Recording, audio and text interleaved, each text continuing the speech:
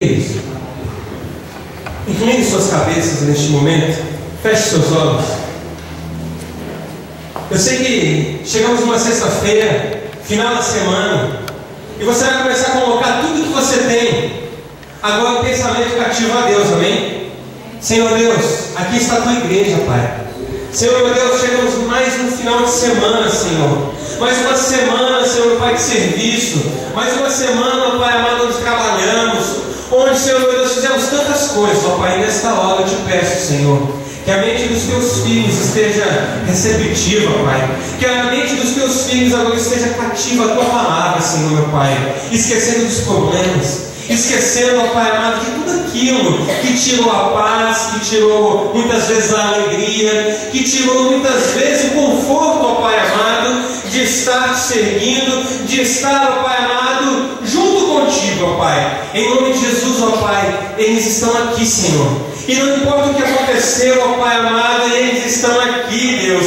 Inclui os teus ouvidos para nós esta noite, ó Pai amado, e venha falar nos nossos corações, ó Pai amado. Venha trazer aquela resposta que o Senhor tem para cada coração, para cada mente aqui nesta noite, Pai. Em nome de Jesus, ó Pai amado, e nós repreendemos agora como igreja do Senhor todo ataque maligno, toda a nação imunda, ó Pai amado, que venha tirar a atenção ou que venha tentar atrapalhar, Senhor meu Pai, os teus filhos de ouvirem a tua voz, ó Pai amado. Em nome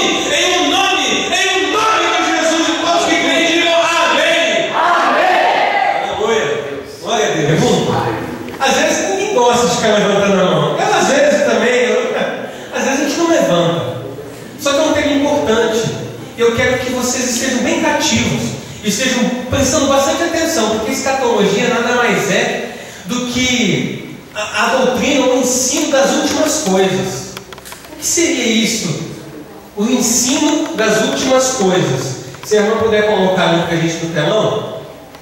Eu preparei, pode parar aí, eu preparei alguns slides, porque quando o pastor me chamou, ele gosta, né?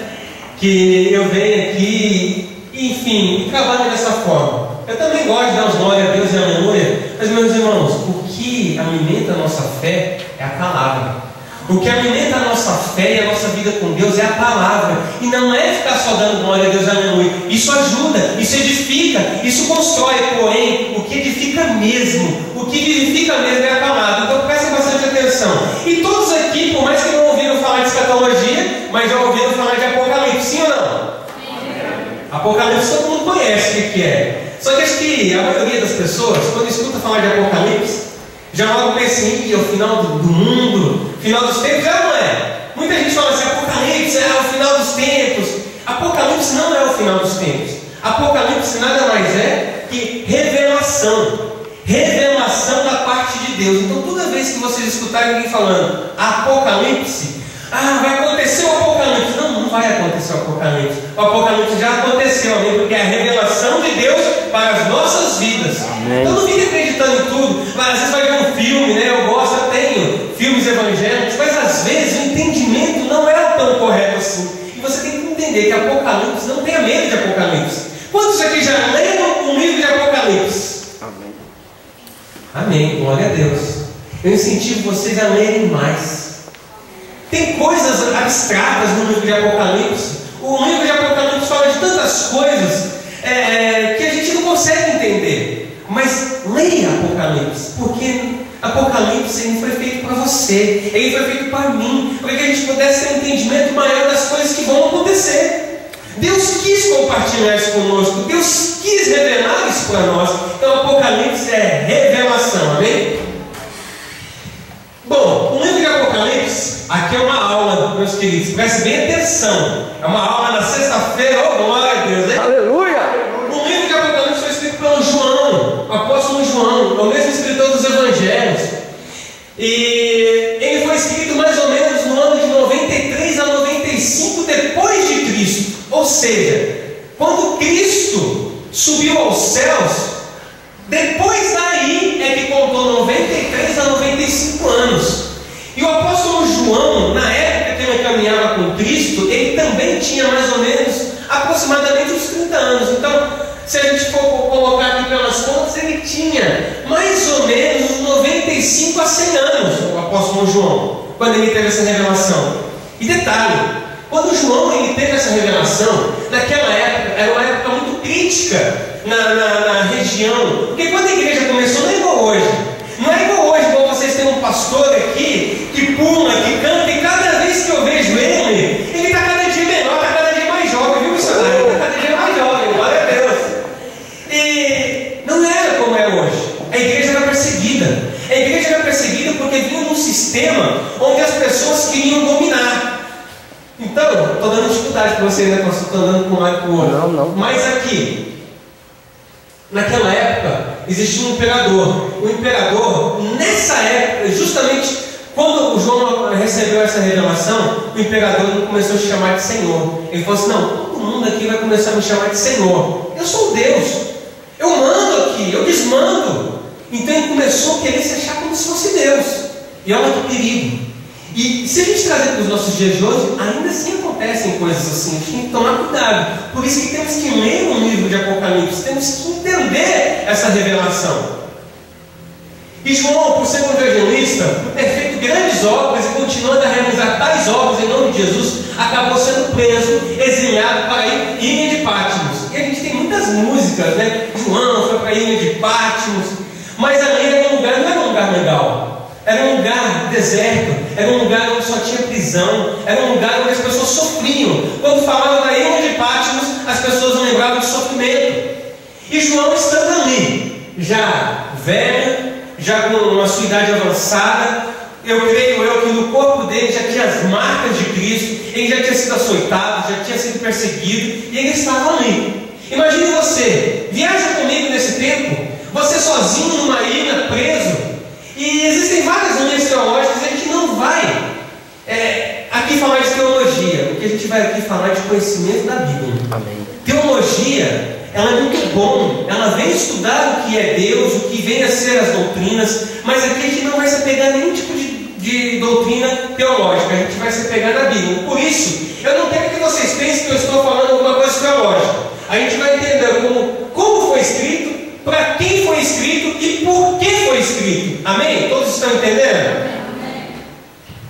Bom, começa assim, do primeiro capítulo até o capítulo 3, versículo 22, é uma seção. O livro de Apocalipse é dividido em duas partes. Do capítulo 1 até o capítulo 3, versículo 22 é uma parte. E essa parte se caracteriza as 7 cartas dirigidas às 7 igrejas da Ásia Menor. E essas igrejas Éfeso, Esmirna, Pérgamo, Tiatira, Sardes, Filadélfia e Laodiceia. Agora, uma pausa aqui, prestem atenção. Essas cartas foram escritas às 7 igrejas da Ásia Menor. E você me pergunta, o que tem a ver com isso? O que tem a ver com isso? Você já parou para pensar, quando você lê alguma coisa da Bíblia, você fala assim, mas e daí? O que tem a ver comigo? Você tem que fazer essa pergunta.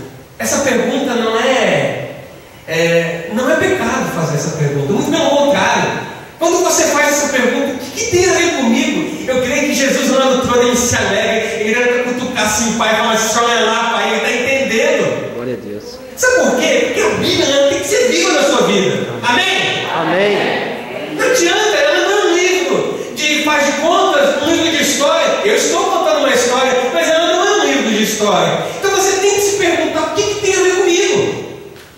E aí é onde eu te incentivo ainda mais a ler um livro de Apocalipse. Então agora, a partir de hoje, e é um compromisso que eu quero que você faça com Deus, não é comigo. Eu não vou obrigar você a falar nada aqui agora, mas no seu íntimo, e faça um propósito com Deus de ler essa parte, capítulo 1, do versículo 4 até o capítulo 3, do versículo 22. São poucos capítulos. E aonde está essas 7 cartas às 7 igrejas. E você, quando começar a ler a partir de hoje, e quando você ler a carta a Éfeso, você vai falar assim, meu Deus, o que eu tenho a ver com Éfeso? Meu Deus, o que eu tenho a ver com essa igreja? E eu quero te dizer, você tem tudo a ver com a igreja. Sabe por quê? Porque eu e você somos frutos dessas igrejas aí. Aleluia. Essas igrejas aí pagaram um preço para que eu e você estivéssemos aqui sentados hoje, sabia? E talvez vocês que já têm uma idade assim, não é avançada, né, gente? É você que já tem assim, igual eu, jovem ainda, assim, mas tem algumas crianças que estão chegando aí na igreja. Você vai pagar o preço para que essas crianças continuem, mas só se você entender os propósitos que Deus quis com cada igreja. Lembrem-se que o número de Deus é o 7. 7 é o número da perfeição. E eu não vou entrar aqui em numerologia, mas a Bíblia, quando Deus criou o mundo, Ele não criou as coisas tudo perfeito, Ele não criou tudo calculado, sabia? E quando Ele não criou as 7 igrejas, quando Ele no coração dele brotou essas 7 igrejas, Ele estava pensando nos 7 cantos do mundo. A gente costuma falar os 4 cantos do mundo, não é verdade? Porque a gente divide numa janela. Só que Deus não pensa como a gente pensa. Aleluia. Quantos vai dar aleluia? Glória a Deus. E 7 é o número da perfeição. E essas 7 igrejas têm tudo a ver comigo e com você.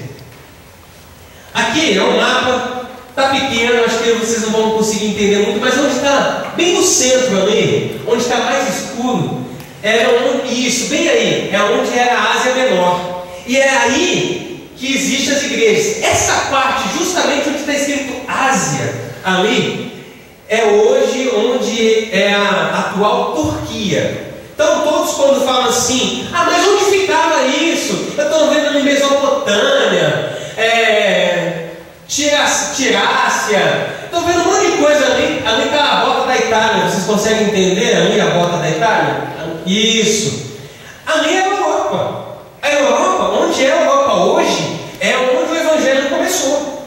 E aí, ali no miolinho, é onde era a antiga Turquia. E ainda hoje, a igreja de Éfeso ainda está lá, sabia? Ela está destruída por causa de guerras, por causa de várias coisas, mas ela está lá ainda. Pode passar, por favor. Agora, como foi escrito? João escreveu quando foi levado até o céu pelo Espírito Santo, e ali ele viu tudo o que escreveram. Quando João estava na ilha de Patmos, quando você está no deserto, quando você está se sentindo preso, muitas vezes você está sozinho, mas você não está sozinho, o Espírito Santo está com você. A Bíblia diz que no começo a terra era sem forma e vazia, mas o Espírito parava sobre as águas. E quando você se sentir sem forma e vazio, quando você se sentir no escuro, quando você se sentir no deserto, o Espírito Santo está parando sobre você. Amém? E aí, o Espírito Santo levou ele, como diz, arrebatado aos céus. E aí um anjo chegou para ele e falou assim: aqui está uma caneta e um papel, escreve tudo aquilo que eu vou falar para você. E ele escreveu. Agora, para quem foi escrito? Essas cartas do capítulo 1 até o capítulo 3 é escrito para 7 igrejas da província romana. E por que foi escrito? Para que houvesse correção dos maus caminhos e que todos os cristãos ficassem em alerta para as coisas que vão acontecer. Então vocês começam a entender, se a gente começar a pegar do ponto literal da palavra. Não estou dizendo aqui de profecia, não estou dizendo aqui do oculto e misterioso de Deus. Estou dizendo aqui da letra escrita que Deus quis que João escrevesse para mim e para você. Ele escreveu para a igreja. E se eu e você fazemos parte dessa igreja que estamos entendendo hoje, foi escrito para mim e para você. Amém. Agora, foi escrito para a correção dos maus caminhos. Então, eu quero que a gente abra rapidamente lá no livro de Apocalipse.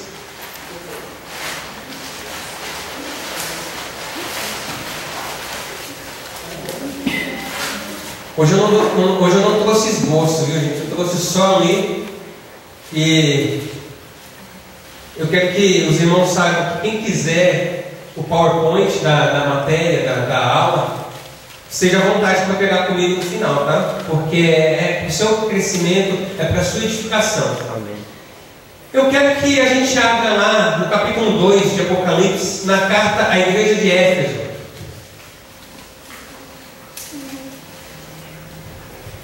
Hoje eu não trouxe nem relógio, viu, pastor? Isso é até meia-noite é hoje. Capítulo 2 de Apocalipse, carta à igreja em Éfeso. Diz assim: ao anjo da igreja em Éfeso escreva: Essas coisas diz aquele que conserva na mão direita as 7 estrelas, olha o 7 aí de novo, e que anda no meio dos 7 candeiros de ouro. Conheço as tuas obras, tanto o teu labor como a tua perseverança, e que não pode suportar os homens maus, e que puseste à prova os que a si mesmos se declaram apóstolos e não são, e os achastes mentirosos, e tens perseverança, e suportaste provas por causa do meu nome, e não te deixaste esmorecer. Até aqui, preste atenção em mim agora. Você vê que aqui no versículo 3 ele fala assim: que tens perseverança e suportaste provas por causa do meu nome. Agora, o que é interessante aqui é que na época que João escreveu, ele estava arrebatado. Jesus fazia aproximadamente 90 anos que Jesus tinha sido assunto aos céus. Mas aqui João, Deus já estava falando por causa do meu nome. Fazia aproximadamente 90 anos, mas já tinha gente perseverando e suportando coisas por causa do nome de Jesus. E aqui, quando eu falo para vocês que vocês têm que ler a Bíblia viva para vocês, viva para cada um de nós, porque é fácil você ler uma história, mas se você começar a ler a Bíblia dessa forma, Deus aqui no versículo 2 ele está falando: conheço as tuas obras. Se ao invés de você colocar na terceira pessoa, você começar a colocar assim: Deus conhece as minhas obras, Deus escreveu para mim e Ele está falando, Ele conhece as minhas obras, Ele conhece o meu labor, Ele conhece a minha perseverança, Ele conhece, Ele sabe que eu tenho suportado homens maus, Ele sabe que eu tenho sido levado à prova, mas que eu não tenho sido enganado por falsos profetas. Aleluia. Vocês estão entendendo qual é a diferença que você vê dessa forma? Meu Deus. Aleluia. Glória a Deus. Quando a gente lê a Bíblia assim, muda tudo. Muda, e não é heresia, meus queridos. Não é errado, muito pelo contrário, é isso que Deus quer. Deus não quer que você fique com a Bíblia debaixo do braço, saindo pela rua, dizendo: a paz do Senhor Jesus Cristo, meu irmão. O pessoal não vai nem saber o que é isso. Ele vai falar assim: que Senhor é esse? Você está entendendo? No Brasil a gente tem que dar graças a Deus que muita gente conhece o Evangelho. Muita gente sabe o que é isso, andar com a Bíblia debaixo do braço. Só que eu vou falar para você: eu conheci o Evangelho quando eu tinha 22 anos de idade. Eu fui conhecer o que era a Bíblia. Eu fui pegando uma Bíblia com 22 anos de idade. E como eu, ainda hoje, existem pessoas que têm 20, 30, 40 e ainda não pegaram uma Bíblia. E sabe por quê? Porque eles falam assim: todo crente é chato.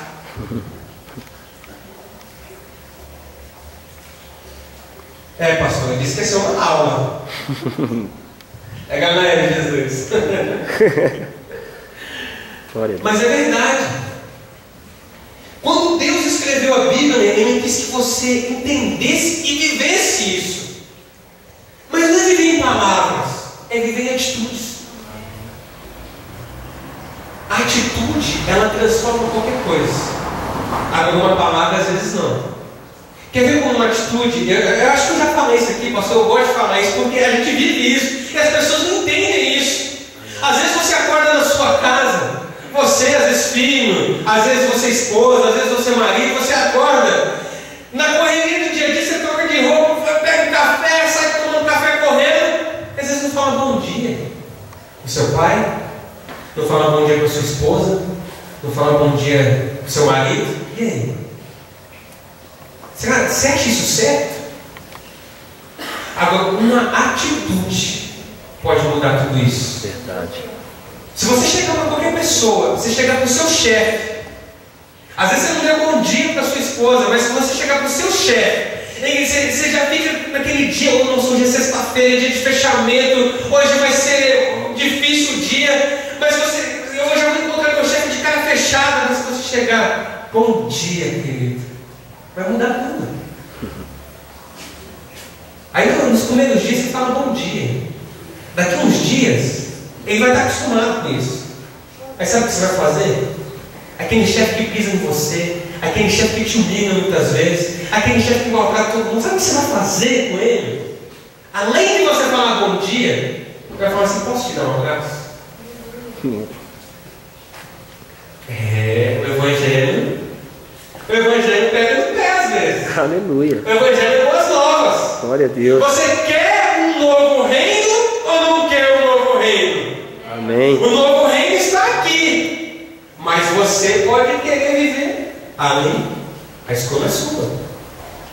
Então, quando você começa a ler a Bíblia, e quando a gente vê o apóstolo João escrevendo que eu tenho me afastado dos homens maus. Quantos homens maus tem por aí? Agora, homens maus não é só aqueles que matam, não são só aqueles que molestam as mulheres, crianças. A gente tem visto absurdos por aí, mas homens maus não são só esses. Quantas vezes eu e você, se olhar no espelho, a gente vai falar: hoje você está mal. Gente, eu não estou falando que vocês são assim, eu não sou, que o pastor não é. Todo mundo tem o seu dia mau. A Bíblia nos adverte que existe o dia mau. Não é errado você ter ira, não é pecado, porém é errado você viver na ira. Sabe, às vezes eu trabalhei no Japão. O Japão é difícil. O que vocês acham que aqui é difícil? Não vou falar que é fichinha não, mas lá umas 10 vezes pior. Sabe por quê? Porque lá é uma terra que não é sua, é uma terra que não é minha. Eu tenho o ombro puxado, mas lá não é na minha terra. Qualquer problema que acontecia, eles falavam assim: é porque é estrangeiro, e o estrangeiro é burro. Você sabe quando você está na escola e seu filho aprende a falar burro, seu burro, e aí você fala assim: menino, não fala isso. Mas burro aqui no Brasil hoje em dia é tranquilo, né? Tranquilo falar burro. Existem outros palavrões aí que, meu Deus do céu, não é verdade? A burro seu burro é normal. Agora, quando o cara olha no seu nome assim e fala: você é burro, você é ignorante, porque seu sangue não é daqui, isso dói na alma. Isso dói na alma. Quando você chega para evangelizar alguém e você fala assim: Jesus te ama, cara. Você olha no mundo daquela pessoa e você fala assim: Jesus te ama. Ele fala: e daí? Você não sabe da minha vida? Isso dói na alma. Isso dói. E acontece isso muito. Só que a Bíblia, ela nos adverte de tudo isso. Leia as 7 cartas às 7 igrejas. E vocês vão ver que, como nós hoje, sentados aqui nos bancos, como nós, a Bíblia ele sempre começa falando que vocês estão perseverantes, vocês estão isso, vocês estão aquilo. Mas lá no final, que eu não li até o final, né, gente? Vocês têm que me lembrar, eu não li até o final da carta. Lá no final da carta, Deus está falando assim, no versículo, a gente leu até o versículo 3, no versículo 4 diz assim: tenho, porém, contra ti, que abandonaste o teu primeiro amor. Vamos ler para a gente assim? Deus está falando comigo: filho, eu tenho para mim que eu abandonei o primeiro amor. Deus sabe. Não é ruim isso. Não é ruim você se olhar no espelho e saber que um dia você foi cheio de amor e que no outro dia você não está com amor? Agora o amor não permanece porque a gente não pratica o amor. Porque o que é o amor? Quando Deus diz: amai o seu próximo como a si mesmo, Deus estava querendo dizer que a gente tinha que amar de forma incondicional. Só que o homem, muitas vezes, que eu digo ser humano, muitas vezes não ama a si mesmo. Então ele não conseguia amar o próximo porque ele não tinha amor por si próprio. Sabia disso? Aí Jesus veio e falou assim: novo mandamento vos dou, que vos ameis uns aos outros como eu vos amei. E aí ele trouxe um novo padrão. Porque talvez você não se ama, Mas se você olhar para Jesus na cruz, você vai ver o amor dele por mim, por você, e você vai ter uma base para poder amar o seu vizinho, sim. Vai ter uma base para amar o seu marido, sim. Aquele que está pisando em você, ou a sua esposa, ou o seu pai, a sua mãe que quer o seu bem. Mas você vai conseguir amar porque você tem um exemplo que é Jesus Cristo, amém? Amém. Pode passar, por favor.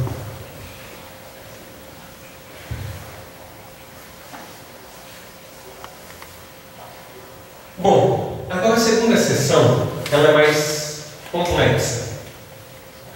Ela vai do capítulo 4 até o capítulo 22, ela vai até o final de Apocalipse, e ela é formada por uma série de visões. Vocês que já leram Apocalipse, vocês já leu dragão, no formato de serpente, 24 anciãos. Que coisa, que parada é essa? Eu falo assim, né, pastor?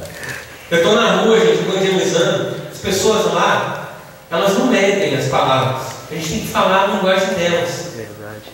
Mas com o amor de Cristo, amém? Amém. Mas o que é isso? Que visões são essas? E sobre esse fundo vão se revelando as coisas que vão acontecendo no final dos tempos, quando Deus tiver manifestado o triunfo. Agora, hoje, eu pedi ao pastor, falando assim, pastor, vai ser uma hora, no máximo 1h15. Porque o assunto, ele é interessante, mas por causa disso tem muitas visões, ou como dizem por aí, a parada é muito louca. Então, a gente tem que ir devagar. Então, a gente não vai entrar muito nas visões. Mas eu trouxe umas imagens, eu gostaria que mostrasse as imagens.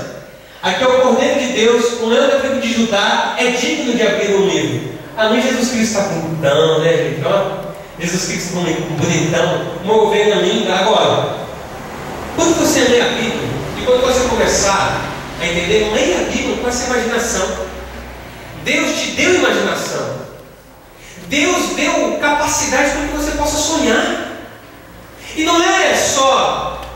Você não tem que ser pessimista, você tem que realmente sonhar os sonhos de Deus. Então, quando Deus deu as visões para João, e automaticamente deu essas visões para mim e para você, não é para que fique apenas no papel. Eu estou dizendo que você tem que ler a Bíblia como se fosse para você. A Bíblia, Deus escreveu, foi para você. Essa visão foi para você. Agora, o que diz essa visão? O que será que diz essa visão? Foi uma visão, aqui é simples.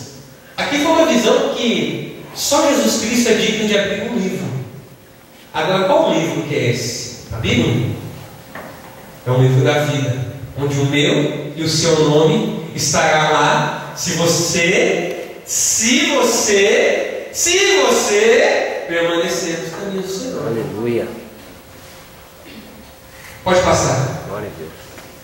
Os 24 anciãos prostram-se diante, das coroas do Senhor. Pode passar. Aqui, para essa imagem. Os 4 cavaleiros do Apocalipse. Agora, vocês se lembram quando Pedro teve uma visão? Quando você lembra que Pedro teve uma visão? Lá no livro de Atos, Pedro estava dormindo e Deus deu uma visão para ele, que iria descer um lençol de 4 pontas. Desse lençol teria animais para aquela época impuro. Esse lençol com os animais descia e uma voz vinha e dizia: mata e come. Todos lembraram? Amém. Agora, essa visão, Pedro não entendeu na hora. E Pedro falou assim: como é que eu vou comer animal que é impuro? A mesma visão veio, a mesma voz disse: mata e come. E pela terceira vez, a voz disse: aquilo que eu purifiquei é santo, mata e come. E era uma visão de animais com lençol. Então, quando você tem um sonho, ou quando você tem uma visão, muitas vezes vai vir por coisas abstratas. Coisas como essa. Cavalo. Acho que tem criança aqui que nem sabe o que é montar um cavalo. Nem sabe o que é. Eu, missionário, eu não sei qual é a diferença entre um cavalo e um jumento. Eu sei que é maiorzinho, é mais baixinho, mas eu não sei qual é a diferença. Se tiver usando na minha frente, você chegar para mim e falar assim: esse aqui é um cavalo, se for um jumento, eu falo: é mesmo, que bonito. Eu não sei. Mas Deus dá visões para a gente. Agora, a gente tem que buscar de Deus o que essas visões vão falar para a gente. E no mesmo instante, Pedro, naquele momento, ele teve uma revelação. Apocalipse, revelação. De que quando ele fosse até a casa de Cornélio, ele iria chegar lá e iria ter uma pessoa ímpia naquela época. Uma pessoa que não conhecia Deus. Uma pessoa que não conhecia Deus naquela época era considerada uma pessoa ímpia, uma pessoa ignorante, uma pessoa, sei lá, sem nem dizer. Aí você fala para mim hoje, mas se eu chegar para alguém e falar que ele é ímpio, ele não vai entender nada, realmente não vai entender nada. Mas o que é um ímpio, um gentil? O que é nos nossos dias de hoje? É o maconheiro que está na esquina. É o roqueiro que está lá no mundão, no show de rock, batendo cabeça. É a prostituta que está lá nas ruas tentando ganhar dinheiro. Ímpio, gentil, é tudo isso. E quantas vezes você passa perto de uma bocada, ou que você passa perto de uma loqueira, só que usa um boné, calça assim, mostrando a cueca e tal, e aquela coisa, você fala assim, deixa eu atravessar a rua, porque ali é perigoso. Jesus não está falando mata e come? Que se a gente for trazer a Bíblia para as nossas vidas, não é isso?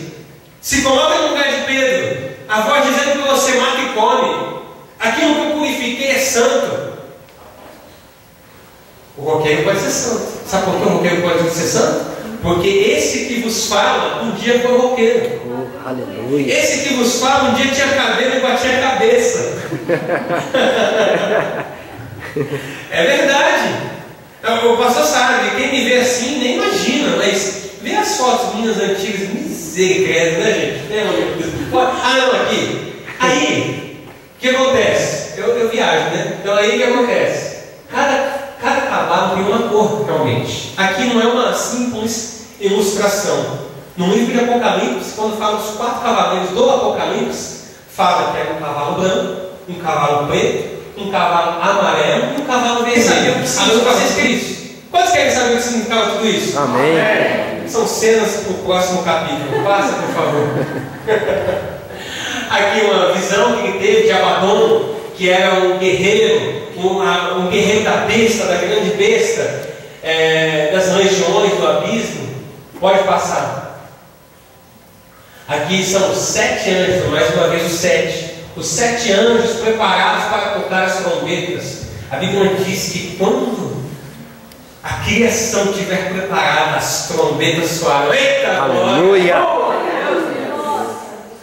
Eu quero estar preparado. Você quer estar preparado? Aleluia! Aleluia! Pode passar.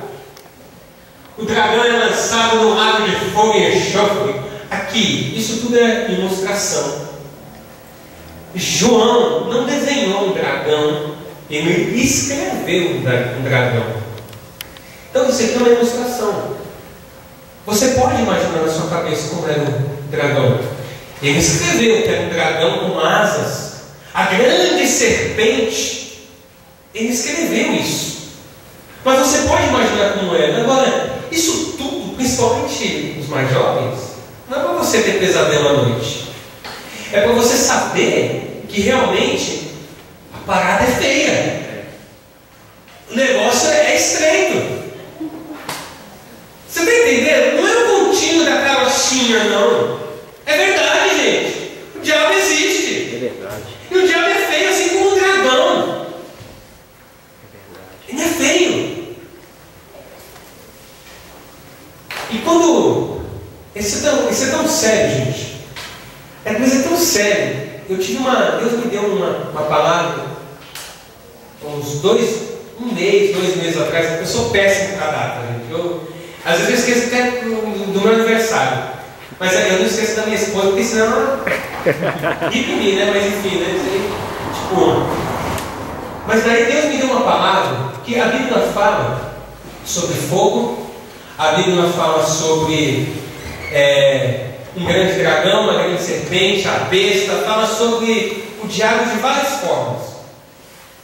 E eu não sei se todos aqui assistem cinema, né? Assistem filmes, que todo mundo é crente, mas assistir filme não é pecado, dependendo do filme que você vai assistir, é claro. Mas sai um filme aí, quando saiu, Eu falei, esse filme não é de Deus. E quando eu falei, muitas pessoas riram de mim. E até hoje o pessoal ri de mim. Tem um pastor amigo meu que não vale nada, assim, na brincadeira. Um pastor muito amigo meu e fica me zoando toda vez que eu falo. Mas é uma coisa muito séria, ele entendeu o que é sério. Quando se lembra do filme Batman? Saiu o novo filme do Batman aí, sim ou não? Sim. Agora todos lembram? Alguém que lembra como que era o nome todo do filme? Cavaleiro das Trevas. Quem que é o Cavaleiro das Trevas, gente? Diabo.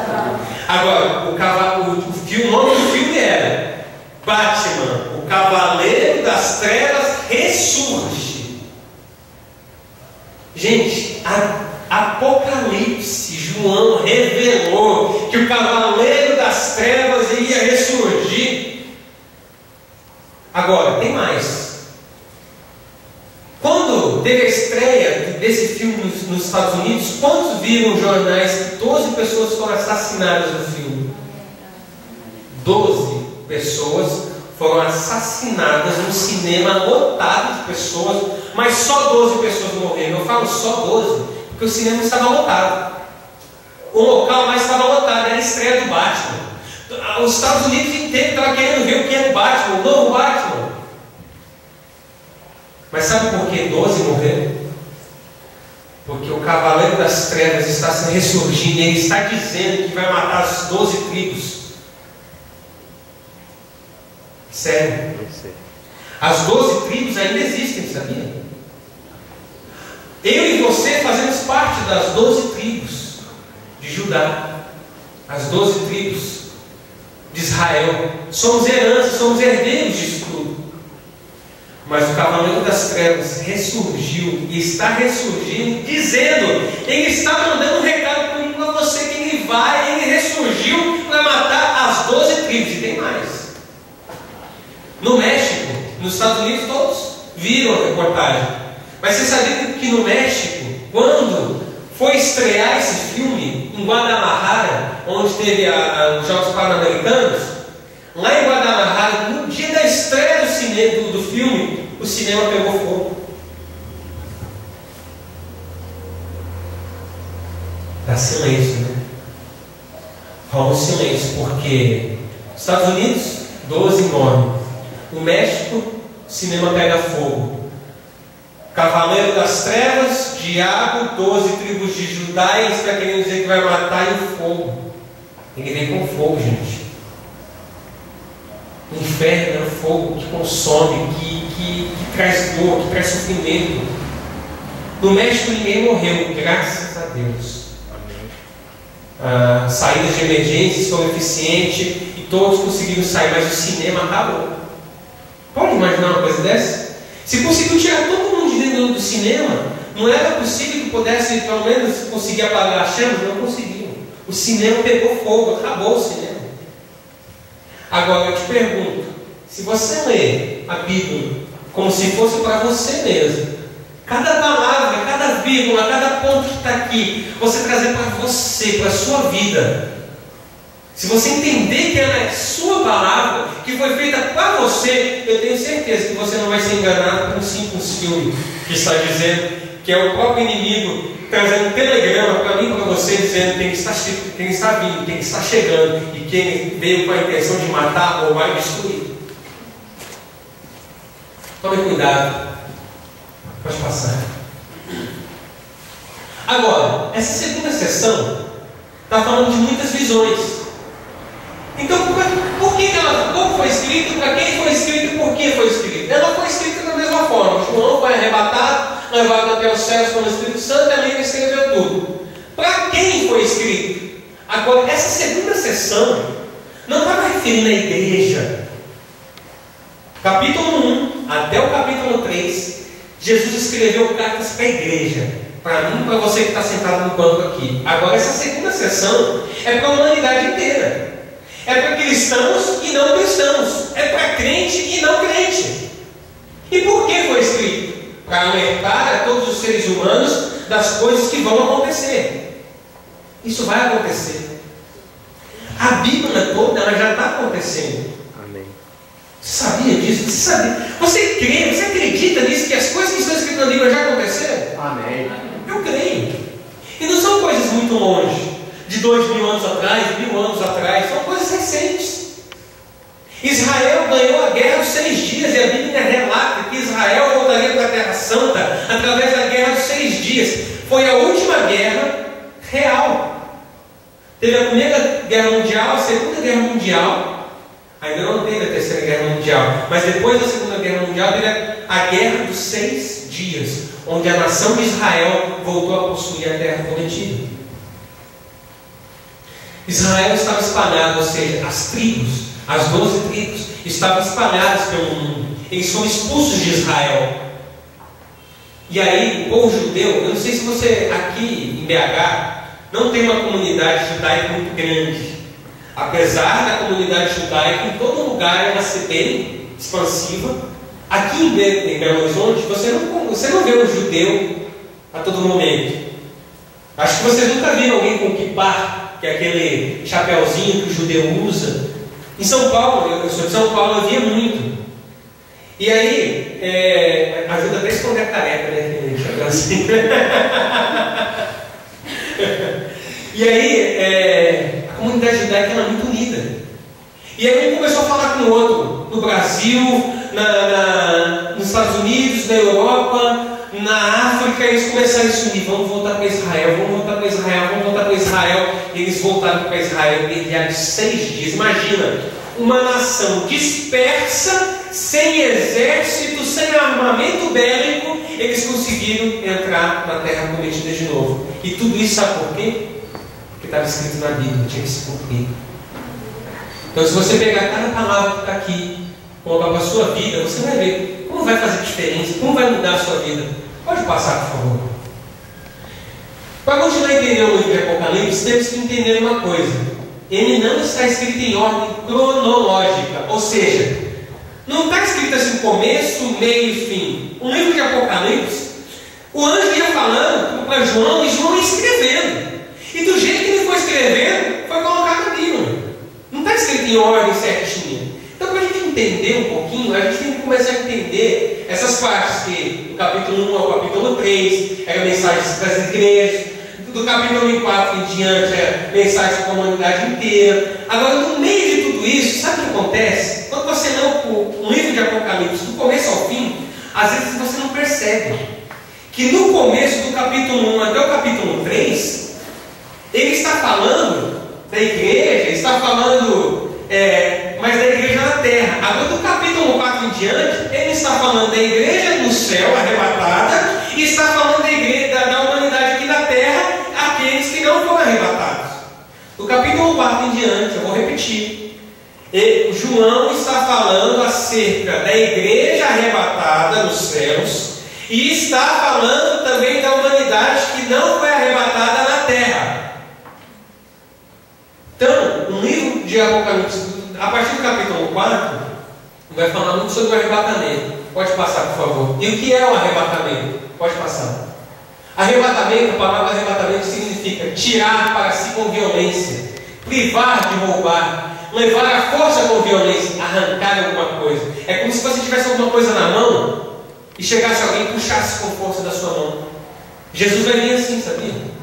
Aleluia. Jesus vai vir assim. Sabe por que Jesus vai vir assim? Porque Jesus não tem tempo para perder. Aleluia. A humanidade, a eternidade, ela não tem tempo, o cronos, não existe tempo, segundos. Só que Jesus, ele não tem tempo a perder. Sabe por quê? Porque Deus criou eu e você para sermos família dele. Eles não veem a hora de fazermos parte e convivermos juntos. Por isso que ele vai vir arrancar você com força. Aleluia. Glória a Deus. Para não perder mais tempo. Pode passar, por favor. O arrebatamento que se trata aqui é Jesus voltando para buscar a sua igreja, ou seja, os crentes, os cristãos, tanto os que já morreram, como os que ainda estão vivos, para termos os nossos corpos transformados, ou seja, para deixar de viver com este corpo de pele e osso, para viver com o corpo espiritual. Em 1 Tessalonicenses, capítulo 4, eu vou ler para vocês.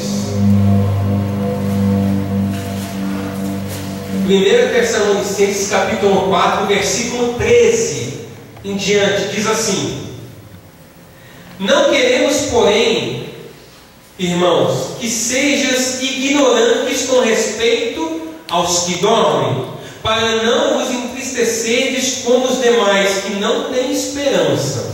Aqui, o apóstolo Paulo está dizendo assim: eu não quero, meu querido, que você fique triste e que você seja ignorante em relação àqueles que já morreram. Essa palavra que dormem é em relação àqueles que já morreram. Ou seja, seu pai, sua mãe, seu primo, parente, amigo, aquele que você tinha um carinho por ele, que já morreu. Eu não quero que você seja ignorante por isso. Sabe por quê? Porque eu quero que você tenha esperança que você vai ver ele um dia de novo. Amém? Amém. Pois se cremos que Jesus morreu e ressuscitou, assim também Deus, mediante Jesus, trará em sua companhia os que dormem ou os que já morreram com Cristo. Ora, ainda vos declaramos por palavra do Senhor isto: nós, os vivos, os que ficarmos até a vinda do Senhor, de modo algum precederemos os que dormem. Ou seja, a gente não vai chegar no céu primeiro, antes do que aqueles que já morreram. A gente vai chegar tudo junto. Às vezes você pensa que aqueles que já morreram já estão no céu, mas eles não estão no céu. Eles estão, a Bíblia diz, no seio de Abraão. E o que é isso? Eu vou falar para vocês: quando você chegar no céu, pergunta a Jesus, porque ninguém sabe dizer o que eu sei de agora. Amém? Aquilo que eu souber eu respondo, aquilo que eu não souber eu passo a palavra para Jesus e Ele vai te responder. Mas os que já morreram não estão no céu com Deus, mas também não estão no inferno com o diabo. Por isso que a Bíblia aqui está se referindo aos que dormem. É como se eles estivessem no lugar dormindo. Mas a gente de modo algum vai chegar no céu primeiro do que eles, e nem eles primeiro do que nós. Glória a Deus por isso. Aleluia. Versículo 16: porquanto o Senhor mesmo, dada a sua palavra de ordem, ouvida a voz do arcanjo e ressoada a trombeta de Deus, descerá dos céus, e os mortos em Cristo ressuscitarão primeiro.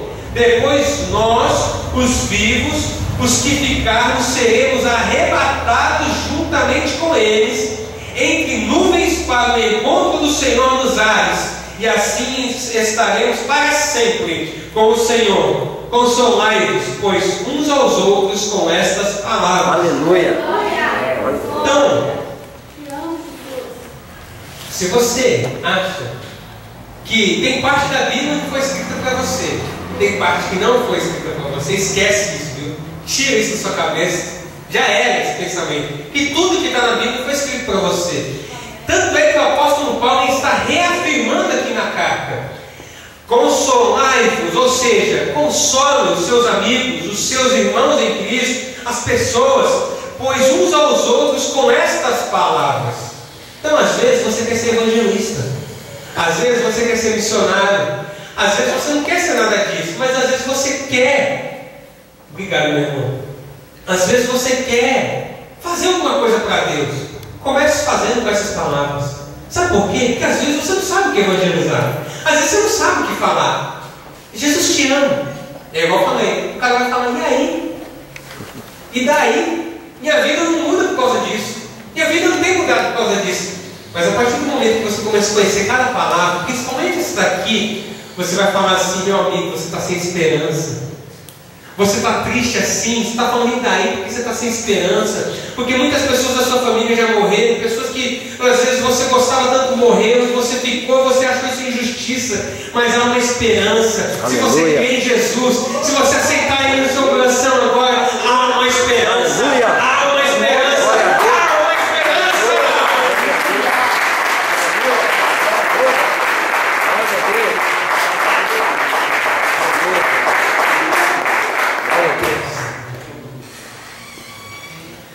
E Ele vem com força para separar de uma vez só aqueles que creem.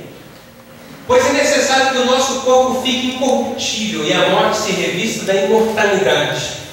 Meus queridos, você acha que tem um cara bonitinho, tem cara sarado, ou aquela menina assim, pá, gatinha, né? Aquela que abafa? Esquece. Esse corpo já era. Isso aí no céu não vai existir. Seu corpo vai ser transformado e vai ser santo. Glorificado. Jesus, amém? Glória a Deus. Só que, por que vai ser transformado? Porque a nossa carne, ela veio na... Como que é a palavra? Incorruptibilidade. Ó, palavra difícil. Quase falei em língua, pegou. Ela veio na incorruptibilidade, ou seja, ela já veio com pecado. Não é que nascemos com pecado. A origem pecaminosa de Adão veio em nós. Isso ninguém está livre. E eu não sei vocês. Aqui tem muita gente nova, glória a Deus por isso. Mas, se você parar para pensar, alguns anos atrás, poucos anos atrás, as crianças que tinham 5 anos de idade, elas tinham 5 anos de idade. As crianças que tinham 10 anos de idade, elas tinham 10 anos de idade. Só que agora, crianças com 5 anos de idade já estão pensando em namorar. Misericórdia, irmão. Acho que testificou, hein, pastor? Sei não. Crianças com 10 anos, de idade, já acham que está com 15, já sou pré-adolescente. Está repreendido, meu irmão. Que é isso? Pré-adolescente, você passa da fralda. Vai crescer. É sério. Eu não aguento, eu missionário, eu não aguento. E chega pra mim, adolescente de 12 anos de idade, eu já tive um monte de namorada. Está arrependido, meu pai. Você saiu da fralda agora, meu. Cresceu. Não, é demais, como diz o pastor amigo meu. Agora, em 1 Coríntios, capítulo 15, versículo 51 em diante. Aleluia. Você vai conseguir ver ali por que o seu corpo por que seu corpo tem que se transformar em incorruptibilidade. Aqui eu estou vendo que ninguém tem caneta, mas glória a Deus. Mas se vocês puderem anotar esse versículo, só para a gente adiantar. Eita glória, hein?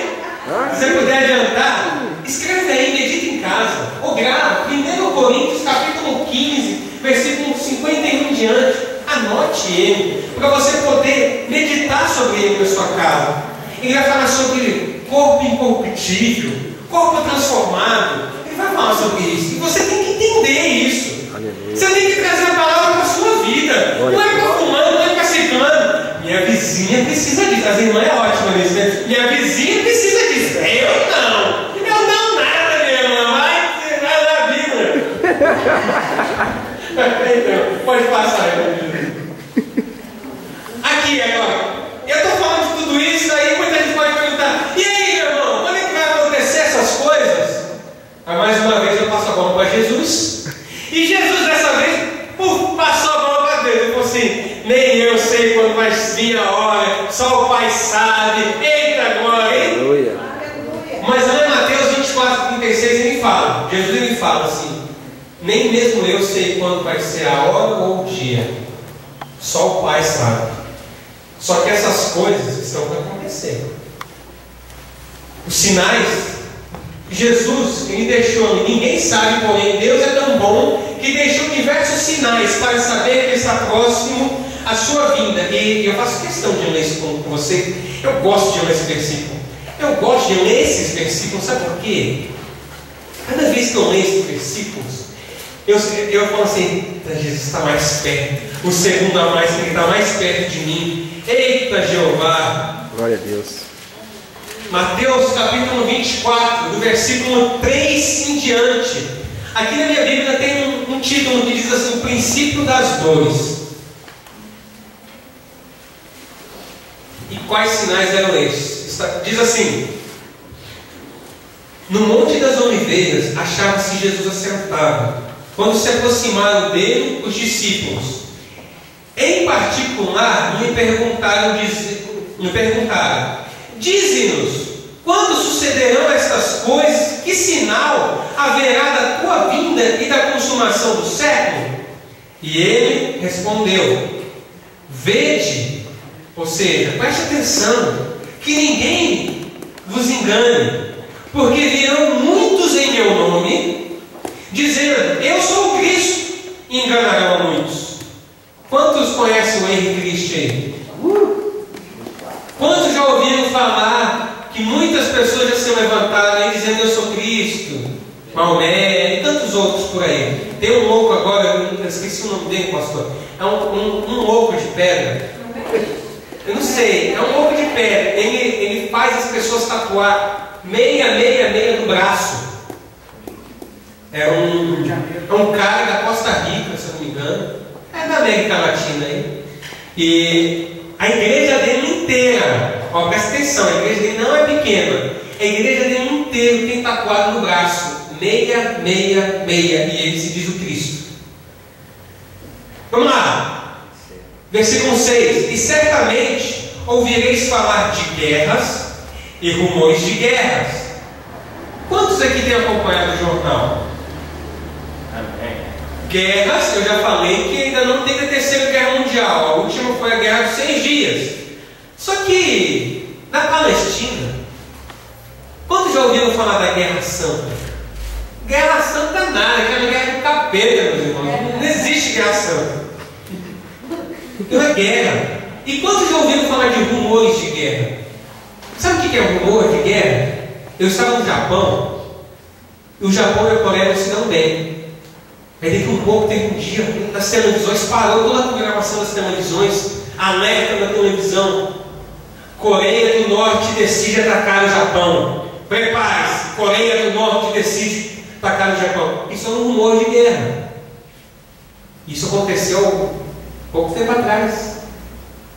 Coreia do Norte querendo lançar míssil, Rússia querendo lançar míssil. Isso é rumor de guerra. Vede, preste atenção, não se assuste, não vos assusteis, porque é necessário assim acontecer, mas ainda não é o fim. Versículo 7. Porquanto se levantará nação contra nação, reino contra reino, e haverá fomes e terremotos em vários lugares. Quantos ouviram falar que no Brasil teve terremoto? O Japão quase foi destruído por causa do último terremoto, né? Versículo 8. Porém, tudo isto é o princípio das dores. Versículo 9. Então sereis atribulados e vos matarão. Sereis odiados de todas as nações por causa do meu nome. O pessoal vai odiar a igreja. E quantos já não têm odiado a igreja? Verdade. Quantos não têm falado mal da igreja? Quantos, quando veio falar que é um crente, já sai xingando, já sai... Isso aqui no Brasil. Imagina lá nos países comunistas. Eu tenho um amigo missionário, que ele tem um outro amigo que estava na Indonésia, e a última notícia que a gente teve dele, que ele tinha sido preso pelo exército. Na Indonésia é um país muçulmano, e já fazem 3 meses que a gente não tem notícia dele. Enfim, até aqui no ministério que a Fernanda faz parte, entrou em oração, o pessoal está tentando achar que a família dele já perdeu essa esperança. As pessoas vão nos odiar. Versículo 10. Nesse tempo, muitos hão de se escandalizar, trair e odiar uns aos outros. Quantos pais têm matado os filhos, jogado o filho na lata de lixo, por ódio, por raiva, não da criança, raiva de um relacionamento errado, raiva de uma noite, raiva de uma busca de prazer e alegria que o diabo engana a cada um que pode te dar. Versículo 11. Levantar-se-ão muitos falsos profetas e enganarão a muitos, e por se multiplicar a iniquidade, o amor se esfriará de quase todos. Aquele, porém, que perseverar até o fim, esse será salvo. E será pregado este evangelho do reino por todo o mundo, para testemunho a todas as nações, e então virá o fim. Amém? Amém. Medite sobre esse versículo.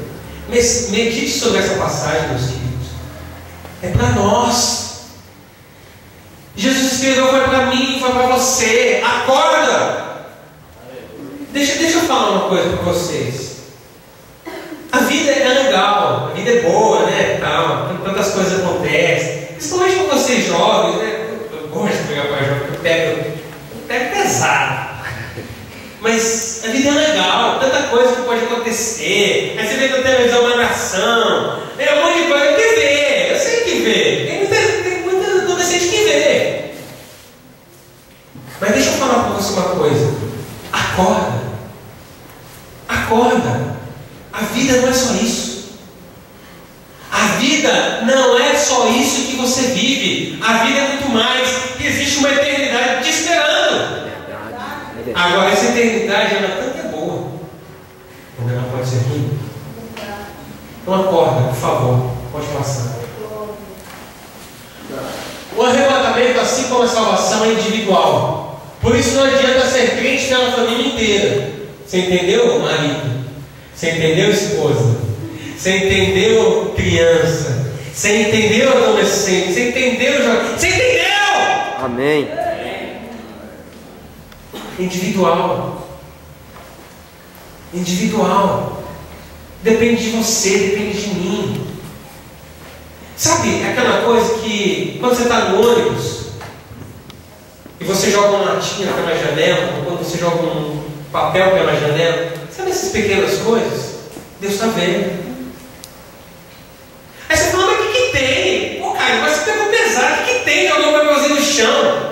Aqui, quem criou este mundo, este universo foi Deus. Não prejudique, não suje a casa de Deus, que foi Ele que criou. Aleluia. Glória a Deus. Não suje. Aleluia. Deus não criou essa terra para você pisar como se fosse um capacho. Ele não fez isso para você.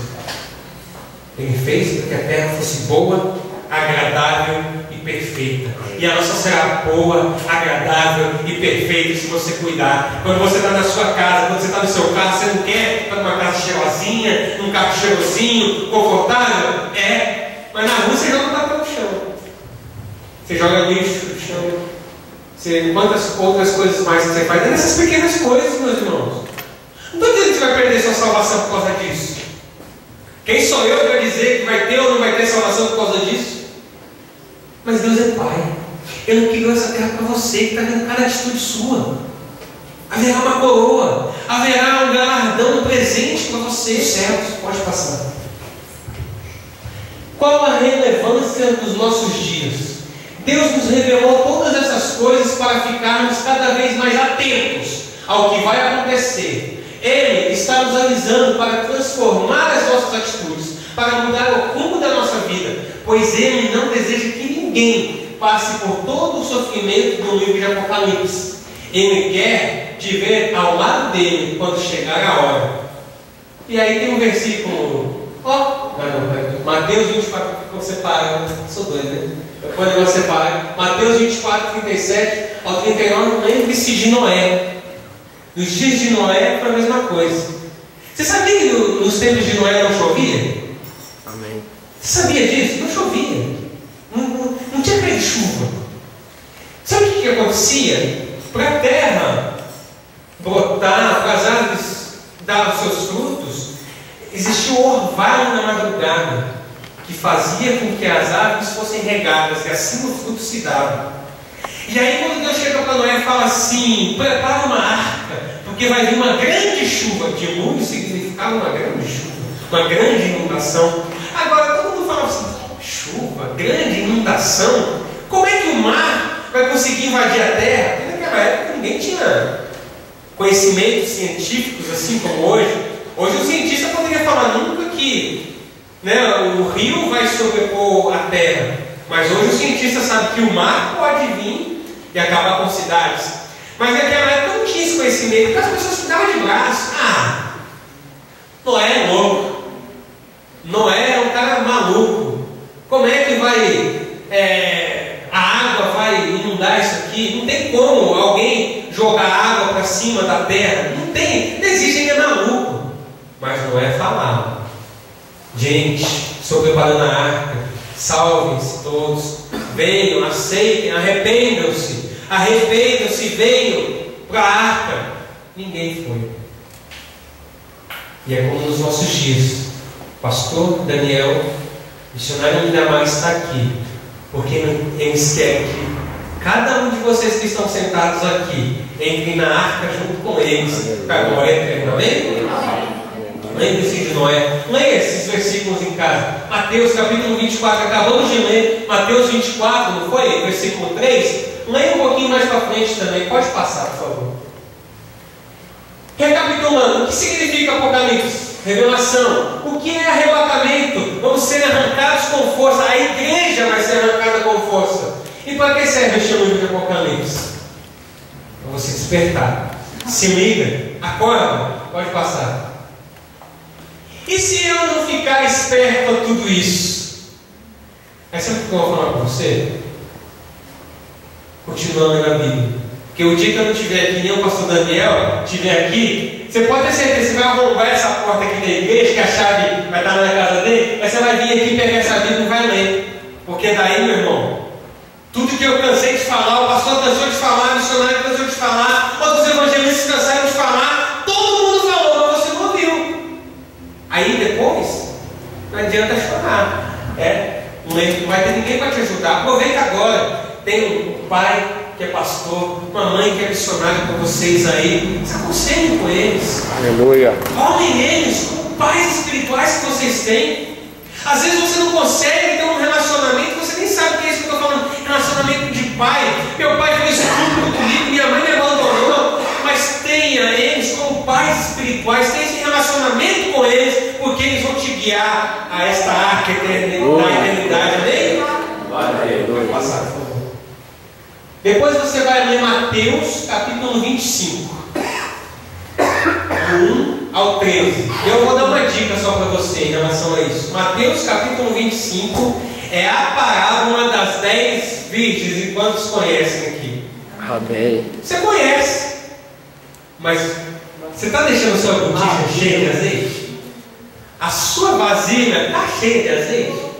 Não responde não, não precisa me responder. Eu não tenho nada para a sua vida.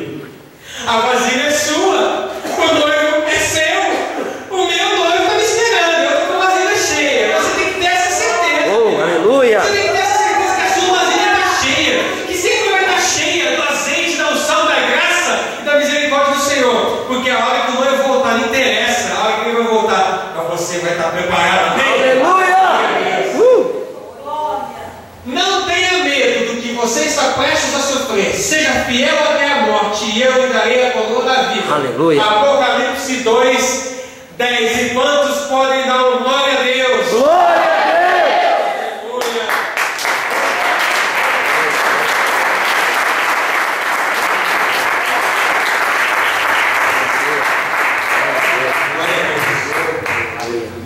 Esses slides vão estar disponíveis, está no computador do pastor, já quem quiser, pegue, releia, estude, mastigue.